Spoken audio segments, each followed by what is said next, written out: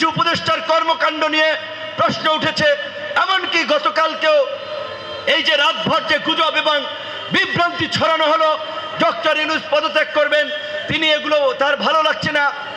এইটা আমরা যতদূর জানি অল্প সময়ের মধ্যে জাতীয় নেতা হয়ে ধরাকে সরা জ্ঞান মনে করে আমাদের কিছু ছাত্র নেতৃবৃন্দ আইন শৃঙ্খলা পরিস্থিতির তোয়াক্কা না করে গায়ের জোরে থানা থেকে লোক সারিয়ে আনতে যায়, অমুক বাসা ঘেরাও করতে যায়, এই করে সেই করে সচিব হটাও, ডিসি হটাও, এসপি হটাও, এই ধরনের যে একটা নৈরাজ্যকর পরিস্থিতি তৈরি করেছে। প্রধান উপদেষ্টা ওই সমস্ত তরুণ নেতৃবৃন্দকে ডেকে বলেছে, তোমরা সংযত হও।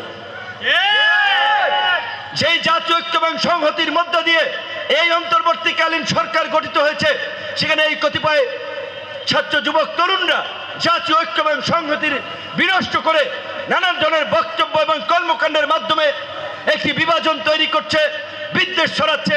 জামাত রাজাকার, অমকে বাংলা স্যার, অমক দল, এই করে এই সমস্ত একটা বিভ্রান্তিকর পরিস্থিতি তৈরি করেছে, যার ফলে রাজনীতির মাঠ কিছুটা উত্তপ্ত হয়েছে।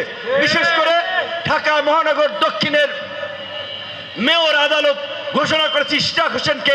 সেটি যখন এই এনসিপির নেতা ছাত্র উপদেষ্টা আসিফ যখন ইশতিয়াককে বসতে দেবে না, এখন বিএনপি একটা বড় দল, তাদের যদি আদালত রায় দেয়, সরকারের একজন উপদেষ্টা যদি সেটার বিরুদ্ধে যায়, সেটা তো বিএনপি মেনে নেবে না।